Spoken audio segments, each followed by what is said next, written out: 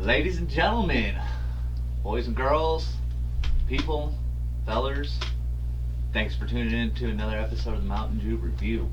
Today, we actually have somebody from out of town coming up from Lincoln, specifically to hang out with us, do this little interview. Probably regretting it, but that'll be alright. We got Drama, the artist. If you guys don't know who he is, you're going to find out about him. He got 2 physicals out, and I don't have them up here because I'm a dummy and left them downstairs. Oh, that's okay. But that's alright. Somebody can probably grab them for us. They're up on the board, too. So right here. Mastodon. And then right here. And The Price of Fame. And I actually have a 3rd one out as well, but I don't have any physicals on hand. But that's Which means I'll have another physical copy coming sooner or later. Sooner or later. As weird as I am, I love buying my physical and digitals. Yeah. So we're gonna start as we always start. Drama. Where are you from? Where'd you grow up?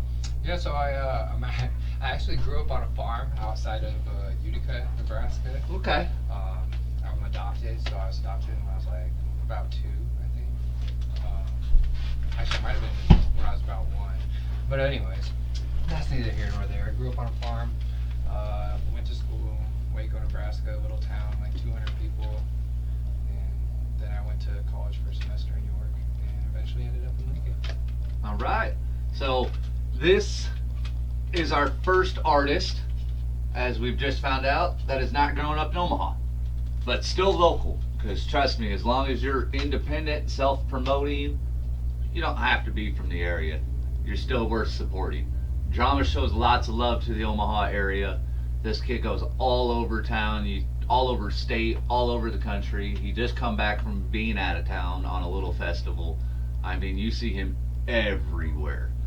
So with moving to Lincoln, obviously then from your small towns, Yeah. being in Nebraska, we clearly know there's probably not too much of a local hip-hop scene in small towns. Yeah, definitely not. So when did you first start getting into the local music scene? So, Was it like when you first moved to Lincoln, or? I'd say when I moved to, I've always kind of been ingrained in music scene. Like, I was in bands in high school. Okay. I was in punk bands and shit, cover bands. So I had a lot of fun being in bands in high school. But when I really got into like hip hop was when I moved to York, Nebraska. Okay, so college. Yes, college. I dropped out of college. I kind of had, my life was just kind of going to shit. Went to a party, met this dude, Model T, which now I believe he goes by Eternal. Okay.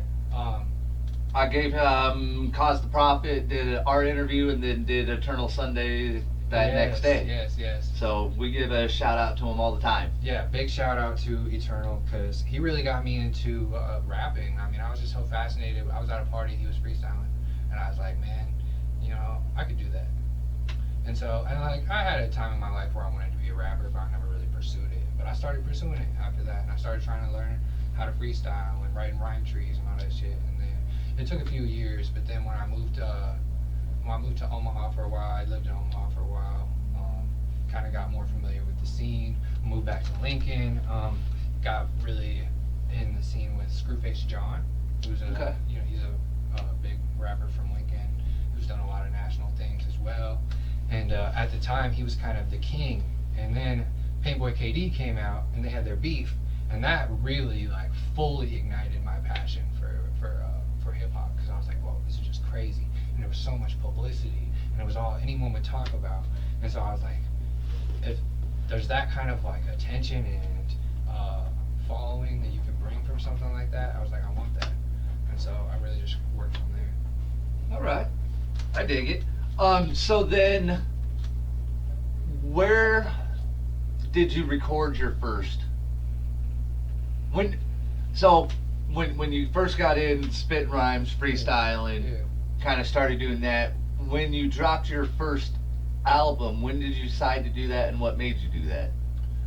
So, well, I dropped my first I dropped like a single. I did like a cover of like Started from the Bottom, and I recorded with Young Steve's over in Lincoln. He had this little studio in the back of his house, this little like, just little standalone building he built himself for a studio, and it was really cool. It was chill, but it was trash, you know. And then my very first album was called Psycho, and I recorded it on like iPod headphones, you know, in my house on free software on my computer.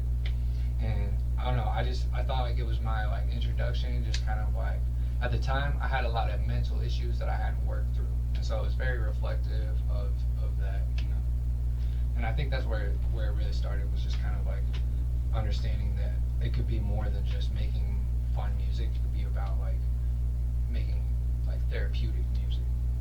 Good. And again, guys, if you haven't caught on to the reoccurring theme of a lot of these, in fact, every one of these local artists, is it's a therapeutic means for them for their mental health and to bring about awareness for other people.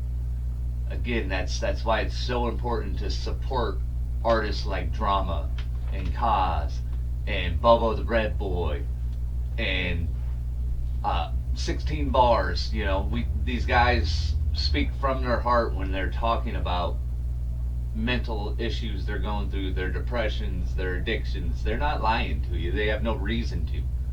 You know, they're just out there putting their feelings there, hoping that it'll help you. You know, and a lot of it helps me. That's, again, you know, I used to be an alcoholic. Now I'm addicted to local music, and I think that's a far better addiction. You know, and it's served me a better purpose, and I think it's serving you guys a better purpose. And again, Drama, things like that is why I'm proud to support you. It's because you do put yourself out there, and you do help destroy that stigma to, oh, it's too macho to talk about your feelings, because that shit's a joke, guys. It's toxic. The term toxic masculinity sucks, but it's also very, very, very true. Oh yeah. Like, you're not a real man by acting tough. I mean, again, I was talking about it with Kaz. If your mom dies and you hold in your tears because real men don't cry, you're a real douchebag. That don't make you tough. That makes you a dick, because then you take it out on other people. And that's typically how it is, and that's why most people are miserable. You know, treat people with respect, you piece of shit. So, we got a couple physicals that have dropped. Do you have any up and coming shows, up and coming project? I know Star Lord's dropped. Yep. That was a new little project, Yes. which was real cool. A little different than normal Drama, which was nice. Yeah. But that also shows you, again, a variant of not just being the same the whole time either. So, again, Star Lord, look it up on Spotify and YouTube. It's a whole separate entity, but it is part of Drama. It's pretty badass when guys split off and do things like that. I really like it. Yeah, big shout out to Friday on that. He's just awesome. We got a bunch of songs too, like for Star Lords, and we're trying to put a band together. So we're still looking for guitarists and drummers. So if we got guitarists and drummers, Watching this and you're looking for something to do, yeah. and Friday is a dope act too. And out of Lincoln, some of these guys are kind of hard to get to come up. So with Young Steve's too, I want to get up here because I got to see him during the Mayflowers, and that was awesome. And so I definitely need to get more of the Lincoln guys up here, but I get Sure. travel time. I got me a nice phone now, so eventually maybe I'll make it down to Lincoln and do it, but I can't drive. But Friday is definitely one of them ones I'd like to get up Yeah, there. he's actually I've here actually. in Papillion. Oh, is he? Yeah. So, He's not out of Lincoln. Yeah, he's I always actually thought he here. was out of Lincoln. Yeah, no, I think he's just done a lot there. Freedom Yeah. Lines usually it branches out a lot. Yeah, I was gonna and say stuff. most of the shows I've seen were in Lincoln. That's Oh, why I yeah. just naturally assumed he was from Lincoln. That's dope. Because I actually found him through a track he did with Finch, I believe. Oh. think it was Finch. Might have been a J track, but I know he's been on a couple of them. Oh, hell yeah. And that's how I found him. And then I was like, oh, I like Friday. Yeah, Friday's dope. But I've never been able to see a live performance. Oh, shit. He's definitely on my bucket list of locals to see. Heck yeah. You know, there's a couple local guys I haven't got to see perform live that I'm definitely. And with COVID and everything, because again, I wasn't hardcore into a lot of local guys pre-COVID. And once COVID hit, that's when I made it my mission to kind of. I got my stimulus check. I was still working. My wife was still working. We both got stimulus checks. I mean, instead, that money was there to stimulate the economy. Instead of being greedy and buying myself stupid shit, I bought merch and stuff from.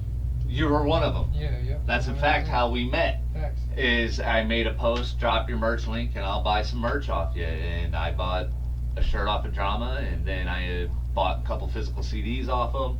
I mean, it's no lie. When somebody says drop your merch link, drop it. Don't be afraid to. Like, that's self-promotion, bro. That ain't whoring yourself out. That's what you. If you take yourself serious and you want to go somewhere, do it. I mean, look at Drama. It worked. Got him that. Now he's on the Mountain Dew review, being highly disappointed. It's only a 3.5-inch climb to the top of the mountain. I'm never disappointed. So that's all that matters to me.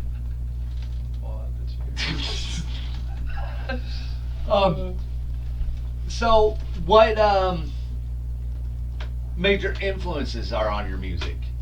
Oh man. Because you said you were, and it's interesting because actually I think you're one of the first artists. In fact, you probably are the first artist that said they started out not as a rapper, not as a hip hop artist. Yeah. So I'm interested to find out what your influence is on your music. So I mean, I pull a lot of my influence in my music from like early high school listening, you know, because I feel like a lot of the music that gets you through things is the music that you like listen to the most throughout your life. Yep. And so like I listened to a lot of Yellow Card and Simple Plan and Good Charlotte and Blink-182 and like really just like punk and pop punk. Like Sarah, you'd love this kid. Obviously, she was. You just named some of my wife's favorite bands. I always give her shit about Good Charlotte, but that's what my wife totally liked listening to when she was in high school and growing up. So that's totally awesome. That's awesome. I dig it, and you totally have a punk vibe to you, you know. But and you also have your own vibe, bro, which is nice because again, he's not a cookie cutter. It's not something that you see from everybody else. Facts. You know what I mean? And that's what I enjoy about a lot of our local scene is not, 90% of them aren't cookie cutters. They're themselves, or the persona that they do have is a unique persona, which is awesome. We have such a great scene. I don't think we could ever over brag how good our scene is and how unique and interesting and true like artists that we have here. Definitely. There's a few that probably are kind of just trying to do something to. We're all at different stages. To be cloudy, but there's a lot of guys here that just do it because they really do enjoy it. Facts. And the best part is we've had people that have been really successful at it that have not necessarily taken a step back, but have gone more towards the mentorship. We got people like Surreal and Big Dog and Sam Roca that are teaching the younger guys this awesome trade and how to do it. Jay Crum, he's not too old of a guy, but he's still teaching them how to market yourself and not get taken advantage of on stuff that, and again, nothing you do, if you do it with the intent of marketing yourself, is bad. Don't let nobody shit talk you for paying to play or paying for streams. If you're doing it out of the genuineness of trying to market yourself and better your brand, then that's, the road to hell was paved on cruel intentions, and rap music ain't getting you to heaven. So pave that road to hell, bro. Have all them good intentions as possible. If they turn out like, what if you don't have good intentions, then what are you supposed to do? If bad intentions get you to heaven, I'd rather pave that way to hell. Right. Because I'd rather have good intentions that end up shit than bad intentions that allow me to take advantage of people and be above somebody. Right. You just don't want to you just don't want to be 6'9". But like anything else you do to promote yourself, like do that. You know what I mean? Yeah, oh, totally. As long as it's not like a Just shit don't promotion go. Yeah. scheme. Don't be Like- don't cloud chase. Like Don't try shit, and fight rappers. shit to talking. people Don't think do you're it. cool. You know, don't write a diss to Eminem and think he's gonna pick up on it like he gives a fuck. You're not MGK. Yeah. And don't beef with local artists either, bro. Like, And totally beefs are don't shit in your backyard. like, I get that's how rap is, and that is a basis of hip hop, but you know, things evolve. I'm just telling you, like same-sex couples weren't a thing, and mixed race couples weren't a thing, and now it's acceptable. So not everything got to be about diss and that. Like, I mean, I've heard enough diss tracks. Trust me, you write a diss track on me, I'll write one harder on myself. Like, there ain't that. Like, I don't give a fuck, and I really don't care what you think. Like, real talk. Like, you writing poetry to me. This is like law of attraction, you know. Too many people out here like thinking they can be out here being mean to everybody, and then everyone's gonna love them, and just think they're cool. But they're like, it don't work like that. You know what I mean? Like we Or like understand how everybody energy makes works. a "I'm the best" album, and it's kind of like, bro, I don't know how. There's 178,000 "I'm the best" tracks, Yeah. and 178,000 of them suck dick. Yeah. So just be yourself. Exactly. That's why I said it in my album. I said all you gotta do is be authentic. All you gotta do is be yourself. Because there's too many out here. And Be It pretending. Yourself sells 100 physical copies. He gave my mom his last physical copy of his CD. So, be yourself, market yourself, carry merch, be original, and you'll sell 100 physical copies. 100. And he's probably paid for most of the merch he's put out already just off them 100 sales. So now every merch he sells, shirt, stickers, probably all profit. And it's not profit because Drama reinvested in himself. And that's how he sold 100 copies, reinvesting in himself. And you know I say it every episode, and I'm going to say it every episode still. That's why these guys are on here. If you haven't noticed, everybody on here has had multiple albums. Other than poor little Gavin, he's a newbie. I love you, Gavin. I love you, No Name Sensei. Shout out No Name Sensei. We got a song coming. He's new, very very new. He's only been in it like 2 years, so I'll lay off him on his merch because he's getting on it. But every other artist has had merch game on point on here. They've all had cool shit. Speaking of that, from when Kaz was on here, here's the Kaz the Prophet keychain. Oh, that's cool. Jama got a keychain. Jama got fucking bubbles, bro. Did you blow bubbles when you were little? Well, Drama's back in town. Come blow them. Yeah. You know, that's just what you gotta do. I mean, you're not blowing Drama, you're blowing Drama's bubbles. Just blowing my bubbles. You know, like, what's hotter than that? And they're a buck a pop, bro. Buck a pop. Well worth it. Well worth it to blow a little Drama. I'm telling you guys, you gotta get on it.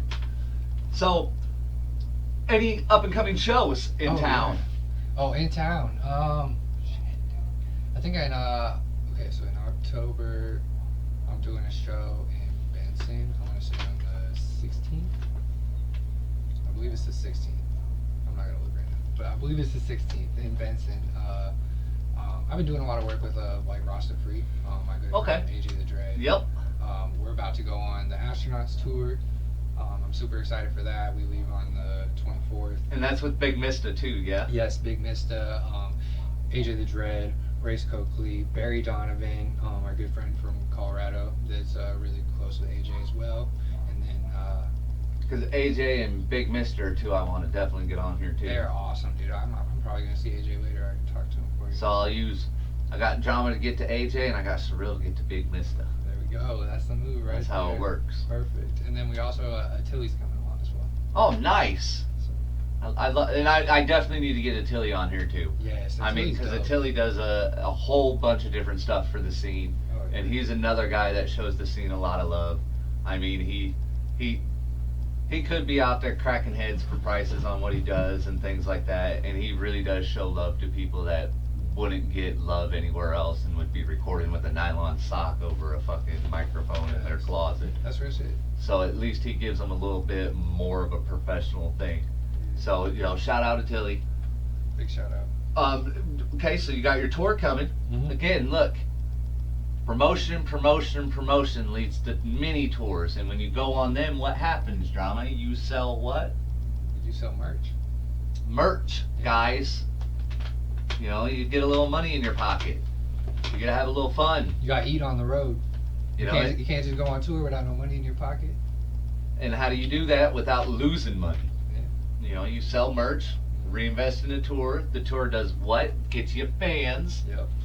And then next thing you know, you're up a couple thousand views on YouTube and Spotify and Facebook follows, and you're getting mail order merch. Yeah. I mean, I bought his through the mail. Yeah. I mean, people still do it. You do. So, merch game. So then, my last couple questions here. We're gonna go with, if you could go back and tell a younger you when you first started getting into music a little bit of advice to kind of steer you in the right direction, what would it be? You know, I came into hip hop with like a chip on my shoulder. You know what I mean? And like at first, like having a chip on your shoulder is good, but like having a weird energy about a chip on your shoulder, that's like not how you do it. You know? And like if I would have just understood the law of attraction at a younger age, I think it would have completely changed my entire entrance into the music scene, and like probably be in a completely different place now. But you know, everything happens for a reason, and if I could just give any advice to the younger generation, it's just law of attraction. If you make love your language, you're gonna be just amazed at the doors that just swing wide open for you. Negativity attracts negativity, positivity attracts positivity. And you can be negative positive. You can talk about negative things and still be positive, guys. Yeah. Remember that. Just because you're depressed and hateful and hurtful does not mean you can't smile and be nice to people. That's what your music is there for. It's for you to let that out. So if you do have negativity on you, let it out on paper so people learn and feel that they're not alone feeling that way. And then with that, you feel positive. Just don't be negative and be like, oh, well, everybody hates me. Well, nobody hates you. We all love you. Just Facts. And don't let algorithms get you down. totally. That's all bullshit, bro. Don't let Don't let that shit get you down. don't let numbers and string. I got a lot of love in this town, but I got 40 fucking YouTube followers. You fucking cocksuckers. Like real talk. Don't let that get you down. How many motherfuckers have I followed? But again, don't let that shit bother you. Just give more. You know what I mean? Eventually that shit balances out. And even if it don't, I mean. But they do. That's the law of the universe. You know, duality. Is once you put enough good in the universe, eventually that shit comes and balances out. Well, by balancing out, you learn to realize it'll come right back to you. numbers don't matter. Yeah, numbers really don't matter. It's all fake. A lot of that's fake anyways. You know what I mean? Like a lot of these big artists. If you can learn anything, look at people who've been on national tours and had to cut them halfway through because they didn't have anybody showing up to these shows. And these are national artists that are signed because internet fame isn't real fame. And like One of the greatest guitarists of all build time relationships came to with Lincoln and had to kill his tour, and Lincoln canceled it because they had a whopping 6 pre-sale tickets to John 5. Yeah. Or I don't know the real numbers on that, and they said it was someone sick, but you already know Garth Brooks was going the same night. Oh yeah. I mean it's You know tough. what I It's mean? tough too. You know, now that the market's open again, it's getting super competitive. And there's always shows going on, and it's hard to, you know, when you cross post and other people are doing shows, it gets tough again. But I mean, intelligent guy booking on the same night as Garth Brooks. I mean I'm pretty Sorry. sure the Garth Brooks concert though Came after. ended up getting moved also. No, that was the same night. Yeah, but it was supposed to be a different day Was it? originally. All I know is too many people showed up to go see Garth Brooks, you fucking pricks. You'll spend fucking that much to see fucking Garth goddamn Brooks, but you won't spend $10 fucking to see a aspiring local artist that really needs the fucking support. You think Garth Brooks needed 93,000 fucking people during a goddamn pandemic to fucking super spread, to boost his fucking ego to feel a little good? He broke the record. But you can't fucking show up to a fucking 2-hour set for somebody for 10 fucking bucks or a free Music Monday, but you can show up to Garth fucking Brooks. Nebraska and every other fucking idiot that went to your show, I hope you don't like me and unfollow my page. You guys are the biggest pieces of shit on earth. You at least could have risked COVID to go see somebody that needed it. Nah, you went and fucking boosted this dude's ego like his fucking music is good. Get the fuck out of here. The only song he's ever done good was Better When Smoke Break fucking covered it. And they suck. They're on my ass and says it. Fuckers. Hot take. So now that I'm done ranting about Garth fucking Brooks. Fuck Garth Brooks. Drama. Yeah. If you had a dream collab, 3 artists that you wanna living or dead, and you better not say Garth fucking Brooks, bro. Oh shit. Who would you like to team? And I mean, it could be any genre. Oh man. I mean, you want fucking Geddy Lee on that shit, or you want fucking Pigpen on the fucking keyboard from Grateful Dead, you know, or a little fucking rhinestone cowboy. Rhinestone cowboy. I might have to sample that one time. Nah, shit, dude. I think I would do I don't know, man. I would want to do some shit with some rock people. Like, I honestly would probably want to collab with like the Madden brothers, Joel and Benji Madden. Shout out Good Charlotte. Sarah, you're gonna love this episode. I definitely would I would straight up collab with them, make a hit, and it'd be dope because they haven't put out music in a while, so it'd be pretty sweet. All right, I dig it. If I had to throw a rapper on there, I'd probably throw like JID. I really like JID. He's dope. He's got this crazy cadence and like jumps around like he's on Adderall or something, and it's just impressive. I'm just like, man, I could never do that, you know? There's some people here on Adderall and other shit jumping around trying to make sets and not making any sense. I'm used to it. It's all right. But no, yeah, that I could totally see you definitely rocking it. Yeah, That'd be dope. So, Astronauts tour with AJ the Dread and Big Mystic coming up. Going to a couple different cities around town. Make sure you guys keep an eye out for it. Is it here in town? I don't think I think on the 16th we're just coming here to perform. We're doing a showcase actually, I think, for someone to win a slot. Okay. Or something. So keep in tune for that. Yeah. Keep your eyes peeled for his new project that'll probably be dropping. You never know. He likes to pull some stuff out of his stuff. It's called Paintings. I changed the title. Pain Tings. Let me tell you a little ting. A little ting. So on that note, I very much want to thank Drama for stopping by and being on the Mountain Dew review. I know it was a bit of a travel. I hope it was well worth it. It was definitely worth it. Thank you so much for having me. And I want to tell you that you are now officially tramp stamp approved. We did it. Mama, I made it. I made it, Mama! Thank you, Drama.